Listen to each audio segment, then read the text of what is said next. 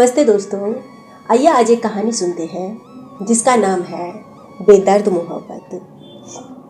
यह एक ऐसी दुल्हन की कहानी है जो अपने शादी के जोड़े में सज धज के अपने दूल्हे राजा का इंतजार कर रही है। आंगन में बारात तो आई है पर दूल्हा नहीं आया था। दूल्हा कहाँ है? दूल्हा तो अपने ही शादी के दिन किसी और लड़की के बाहों में लिपटा हुआ है। क्या होगा इस शादी का? आइए जानते हैं इस कहानी में। तो आइए कहानी प्रारंभ करते हैं। सभी मेहमान इस सदी में होने वाली सबसे अमीर फैमिली सिंघानिया की इकलौती बेटी मोना सिंघानिया और इंटरनेशनल दुनिया के बादशाह अभिजीत बजाज की शादी देखने आए थे। मेंशन के मेन गेट के बाहर खड़े रिपोर्टर यहाँ की हर अपडेट की जानकारी अपने न्यूज़ के लिए कवर कर रहे थे। मेंशन के फर्स्ट फ्लोर पर एक आलीशान कमरे के अंदर दुल्हन को रेडी करने के लिए इंतजाम किया गया था। दुल्हन का मेकअप खत्म होते ही मेकअप आर्टिस्ट के ग्रुप को बाहर जाने को कहा गया। दुल्हन चेयर पर बैठी खुद की सुंदरता को एकटक निहार रही थी, पर फेस पर कोई एक्सप्रेशन नहीं था। न खुशी था न कोई दुख। उसके मन में क्या चल रहा है कहना मुश्किल था। गहरी नशीली आंखें, गहरा गोरा रंग, गुलाबी ओठ, सुराहीदार गर्दन, स्लिम फिंगर, काले लंबे बाल जिसे जूड़ा बनाया गया था। पूरा मिलाकर मोना सिंघानिया बहुत ही खूबसूरत लग रही थी। लाल रंग के शादी के जोड़े में गजब ढा रही थी। मोना सिंघानिया हुस्न की रानी थी और मुंबई लड़कों की सपनों की रानी भी। न जाने आज कितने की जान लेने वाली थी अपने खूबसूरती से और कितनों का दिल टूटने वाला था, या फिर आज उसकी खूबसूरती किसी की कयामत लाने वाली थी। तभी उस कमरे में एक लड़की दौड़ते हुए आई और मोना के कान में कुछ कहा। उसकी बात सुना मोना के फेस पर एक छोटी सी हंसी आ गई, मानो मोना खुद पर ही हंस रही हो। पर यह छोटी हंसी अचानक गुस्से और दुख में बदल गया। मोना ने खुद को शीशे पर देखा और धीमे से कहा, क्या करूं इस खूबसूरती का अगर तुम इसे निहारना ही नहीं चाहते हो? क्या करूं इस दिल का अगर तुम इसे अपना बनाना ही नहीं चाहते हो? नीचे दरवाजे के पास मोना की माँ यामिनी सिंघानिया आरती की थाल, कपड़े, मेहमानों के साथ अपने दामाद के स्वागत के लिए बेसब्री से खड़ी थी। बाहर आंगन में बाराती की एक से एक महंगी कार आ रुकी थी। लड़के के परिवार वाले सब अपने अपने कार से निकले। रीति रिवाज के साथ सबको फूलों के साथ स्वागत किया गया। अब इंतजार था तो दूल्हे राजा के कार से निकलने की। सभी फूलों से सजी हुई दूल्हे राजा जी की कार को ही देख रहे थे। कार का शीशा काला था, इसलिए अंदर का नज़ारा नहीं दिख रहा था। मोना का भाई कार्तिक सिंघानिया ने कार के बैक साइड का डोर खोला। ये क्या, अंदर तो दूल्हा था ही नहीं। कार के अंदर बस आगे सीट पर ड्राइवर बैठा हुआ था जो कि कार चला के लाया था। दूल्हा कार में है ही नहीं सुनकर हड़कंप मच गया। दूल्हा कहाँ गया? लड़के के परिवार वाले भी परेशान हो गए और अभिजीत को कॉल लगाने लगे, पर अभिजीत का कॉल लग ही नहीं रहा था। सब परेशान, कोई उसके दोस्तों को फ़ोन लगाते, कोई उसके असिस्टेंट को, पर कुछ पता नहीं चल रहा था। किसी ने उसके ड्राइवर से भी सवाल जवाब किया। उसने भी हाथ जोड़कर यही जवाब दिया, मुझे कुछ नहीं पता साहब, मालिक कहाँ गए? वो सबसे नज़रों से बचते हुए आधे रास्ते में उतर गए और मुझे बारात के साथ जाने को कह दिया। मेरी कहाँ इतनी हिम्मत मैं अपने मालिक से सवाल जवाब करूं। मैं तो वही किया जो मेरे मालिक ने कहा। इसी तरह 2 घंटा बीत गया। दूल्हे के परिवार वाले भी अभिजीत की इस हरकत पर बहुत शर्मिंदा थे, पर और वो कुछ कर भी नहीं पा रहे थे। न अभिजीत का कॉल लग रहा था, न उसका कुछ अता पता चल रहा था। सब इस वक्त खुद को बेबस महसूस कर रहे थे। मोना की माँ यामिनी जी भी बहुत परेशान थी अपनी बेटी को लेकर। न जाने उससे ये बात कैसे बताएगी, और दूसरी तरफ ये समाज न जाने मोना के बारे में क्या क्या बातें करेगी। बाहर मीडिया के गॉसिप वो लोग अलग है। यामिनी जी का यही सब सोचते सोचते उनका बीपी लो हो गया, जिससे चक्कर खा के गिरने ही वाली थी। उनकी बहुदिया ने उन्हें संभाल लिए और उन्हें सोफे पर बैठाया। पानी पिलाते हुए दिया बोली, माँ आप परेशान मत हो, सब ठीक हो जाएगा। कार्तिक का गुस्सा भी बहुत बढ़ गया था और अभिजीत को खोजने के लिए खुद जाना चाहता था, पर दिया ने, माँ की तबीयत ठीक नहीं है, आप चले जाओगे तो मेहमानों को कौन संभालेगा, ये बोलकर कार्तिक को जाने से रोक दिया। पंडित जी भी परेशान, मुहूर्त निकला जा रहा है, दूल्हे को बैठने के लिए कह रहे थे, पर उन्हें कौन समझाए, दूल्हा हो तो बैठे ना। किसी को कुछ समझ नहीं आ रहा था। जो कल तक अपने ही शादी की तैयारी में लगा हुआ था, एक ही दिन में ये क्या हो गया कि अपने ही शादी के दिन गायब हो गए। सब जानते हैं कि अभिजीत मोना से कितना ज़्यादा प्यार करता है। उसकी इस हरकत पर किसी को यकीन नहीं हो रहा था कि अभिजीत ऐसा भी कुछ कर सकता है। मोना और अभिजीत साथ में इतने अच्छे लगते थे कि अक्सर उसकी पिक्चर साथ में मैगजीन में आया करती थी। अगर वो साथ एक दूसरे के साथ वक्त बिताना पसंद करते थे और हर वीकेंड हॉलीडे साथ में घूमा करते थे। वो एक दूसरे से कितना प्यार करते थे, किसी से छिपा नहीं था। आखिर अभिजीत अपने ही शादी के दिन कहाँ गायब है? क्या अभिजीत और मोना की शादी हो पाएगी? फर्स्ट फ्लोर के कमरे में मोना चुपचाप सोफे में बैठी थी। उसके बगल में यामिनी जी और उसके सामने कार्तिक बैठा था। उसके पीछे दिया खड़ी थी। यही 4 लोग मौजूद थे उस कमरे में। उस कमरे में अजीब सा सन्नाटा छाया हुआ था। मोना को शांत और गुमसुम देख यामिनी जी बोली, बेटा हम ये शादी छोड़ देते हैं। जो लड़का मेरी बेटी और उसके परिवार की कोई इज्जत नहीं करता है, मैं उस लड़के से मेरी बेटी की शादी नहीं होने दूंगी। मेरी बेटी इस दुनिया में सबसे काबिल और सुंदर लड़की है। इसे एक से बढ़कर एक अच्छे लड़के मिल जाएंगे। मेरी बेटी के लिए कभी किसी चीज़ की कमी नहीं हुई है और अब भी मैं होने नहीं दूंगी। मैं अभी जाके सबको ये बतला देती हूँ कि मेरी बेटी उस घटिया लड़के से शादी नहीं करेगी जो खुद अपने शादी के दिन गायब है। मोना अपनी माँ को रोकते हुए बोली, माँ आपको ऐसा करने की ज़रूरत नहीं है। हमारी शादी तो पहले ही कोर्ट में हो चुकी है। अब शादी होना चाहे ना होना कोई मतलब नहीं है। सब सो एक फॉर्मेलिटी थी लोगों को बतलाने की कि हमारी शादी हो रही है। हमारी शादी वैसे भी कोर्ट में रजिस्टर हो चुकी है। सबके सामने हमारी शादी हो या ना हो, हम पति पत्नी हैं जिसे कोई बदल नहीं सकता। पर बेटा तुम कैसे रहोगी उस लड़के के साथ जिसने तो अपना रंग ही बदल दिया एक दिन में। कल तक तो तुम्हारे आगे पीछे घूमता था, जिसके लिए सिर्फ तू ही थी। आज देखो, जिसे तुम्हारा हाथ पकड़कर 7 फेरे लेना था, जीवन भर का वचन देना था, आज तुम्हें इतने लोगों के सामने अकेला छोड़ दिया। वो कैसे तुम्हारे साथ रिश्ता निभाएगा? बोलो।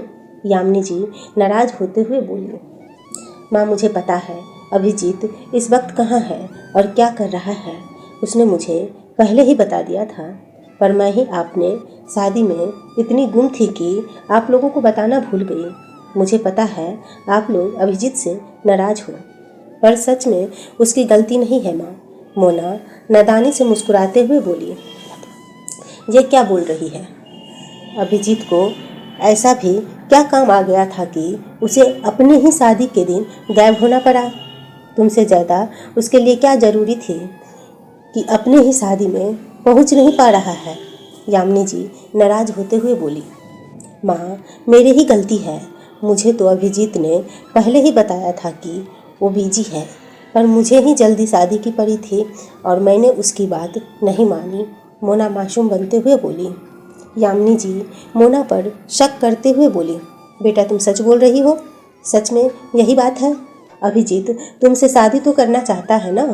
मोना यामिनी जी के सवाल सुनकर एक पल के लिए चुप हो जाती है और आगे हंसते हुए कहती है, ओहो माँ, अगर अभिजीत मुझसे शादी नहीं करना चाहता तो हम कोर्ट मैरिज क्यों करते?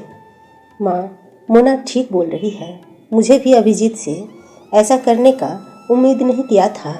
मैं खुद अभिजीत से बात करूँगा इस बारे में, पर इस वक्त अभिजीत के बारे में सोचने का वक्त नहीं है। हमें क्या करना चाहिए ये सोचिए। सारे मेहमान नीचे वेट कर रहे हैं। कार्तिक बोला, बेटा ठीक है, अगर तुम अभिजीत के साथ अपना रिश्ता रखना चाहती हो तो, पर याद रखना तुम सिंघानिया फैमिली की बेटी हो। तुम्हें कभी भी किसी चीज़ की ज़रूरत हो, तुम्हारी सिंघानिया फैमिली हमेशा साथ है। यामिनी जी बोली। माँ, मोना इमोशनल होकर अपनी माँ के गले लगते हुए बोली। आज पहली बार हुआ था कि मोना अपनी माँ के गले लग के बहुत रोना चाहती थी, पर वह चाह के भी रुक नहीं सकती थी। यामिनी जी खुश होती है कि मोना ने उन्हें गले लगाया था। मोना बचपन से ही समझदार रही थी और उसे अपना इमोशनल दिखाना नहीं आता था। वह कभी भी उनके गले नहीं लगती थी। मोना का मानना था कि रोता वही है जो कमज़ोर होते हैं, इसीलिए मोना रोती भी नहीं थी। मोना आगे बोली, मैं सबको संभाल लूँगी, किसको क्या बोलना है। बस भाई, आप रिपोर्टर्स को अंदर लेकर आ सकते हैं। ठीक है, तुम जैसा बोलो। इतना बोलकर कार्तिक रूम से बाहर चला जाता है। यामिनी जी भी मेहमानों को देखने के लिए चली जाती है। अब उस रूम में मोना और दिया ही मौजूद थे। दिया मोना के पास जाकर बोली, मोना, तुमने माँ और भाई से झूठ क्यों बोला? अभिजीत के बारे में सब सच बता देती, क्यों नहीं बताया?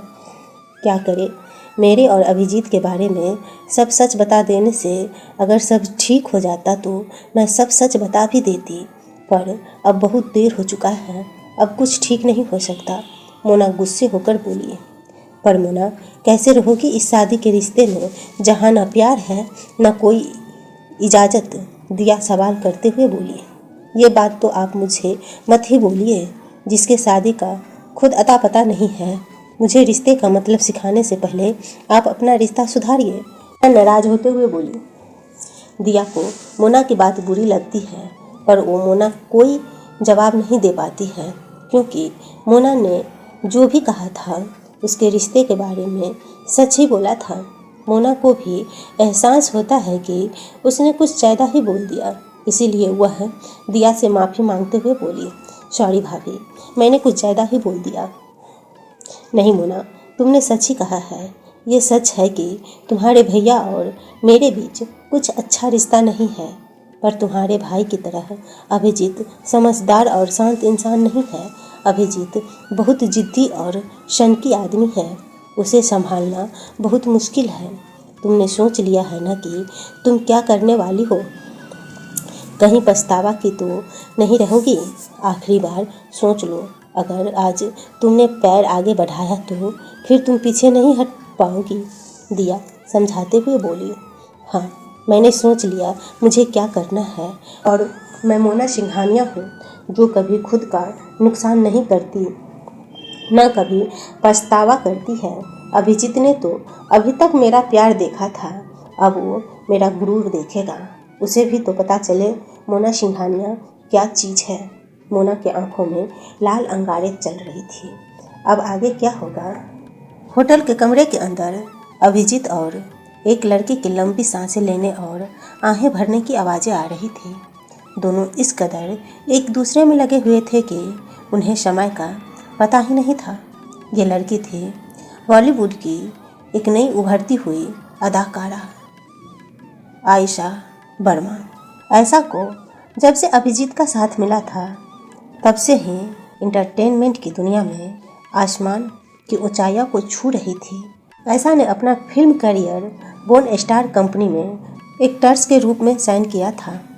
मोन स्टार कंपनी अभिजीत के लिए ही काम कर रही थी, जिस कंपनी का सीईओ कोई और नहीं अभिजीत बजाज था। अपने पीछे एक और बड़े आदमी का हाथ होना कितना फ़ायदा करा सकता है, इस फिल्म करियर में आयशा भली भांति जानती थी। इसलिए तो अभिजीत के मंगेतर के बारे में जानते हुए भी उसके साथ रिलेशनशिप में थी, पर अभिजीत के कहने पर उससे उन दोनों का रिश्ता सबसे छुपाना पड़ा था। अभिजीत के कहने पर उसने उन दोनों का रिश्ता सबसे छुपा रखा था, जो कि यामिनी न चाहते हुए भी ऐसा ही करती थी। आज यामिनी बहुत खुश थी। अभिजीत अपनी शादी छोड़ उसके पास आया था। अभिजीत यामिनी से अलग होते हुए बेड के बगल में जाकर लेट गया।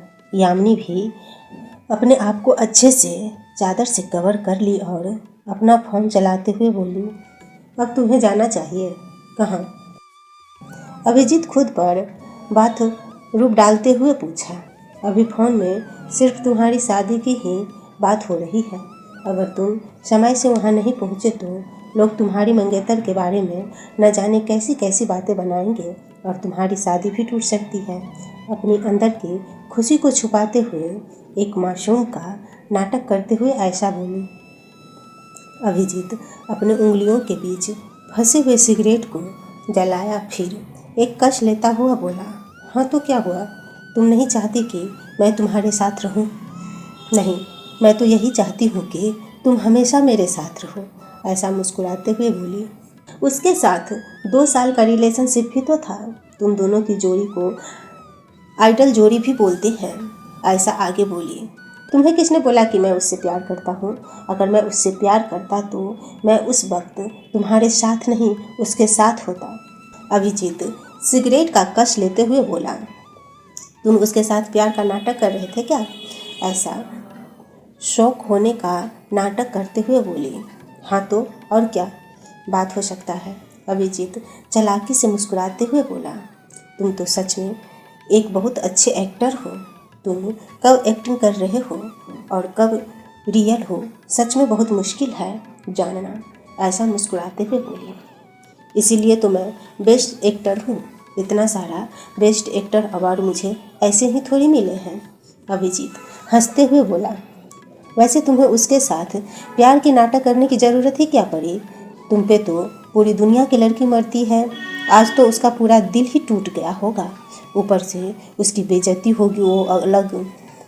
मुझे तो उसके लिए बहुत बुरा लग रहा है, ऐसा मन ही मन में मोना पर हंसते हुए बोली।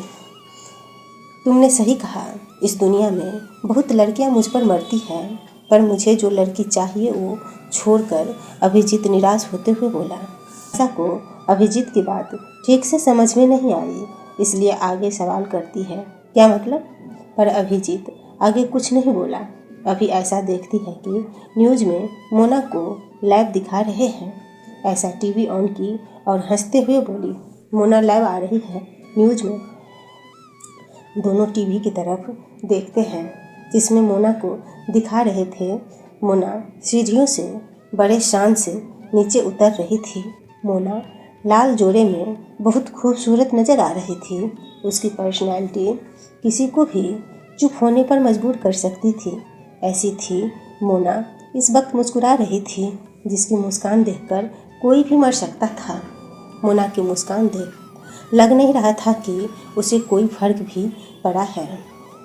अपने शादी के दिन अपने दूल्हा को गायब होता देख अभिजीत मोना की मुस्कान देख हंसता है और कहता है, मोना इतना कॉन्फिडेंस आता कहाँ से है? सच में जो भी कहो, मोना है तो बहुत खूबसूरत। अभिजीत के मुंह से मोना की तारीफ सुन आयशा को बहुत गुस्सा आया।